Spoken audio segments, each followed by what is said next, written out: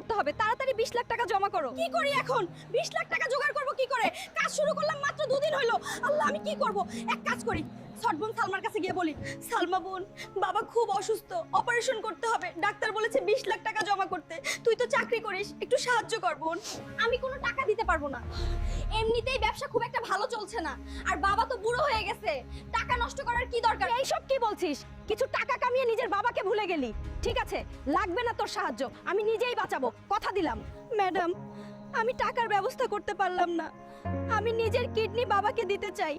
আমি সিদ্ধান্ত নিয়ে ফেলেছি। কি বলছেন বুবু? ভেবে শুনে বলছেন তো? ম্যাডাম, টাকা ছাড়া আমার আর কোনো রাস্তা নেই, বাবাকে বাঁচাতেই হবে।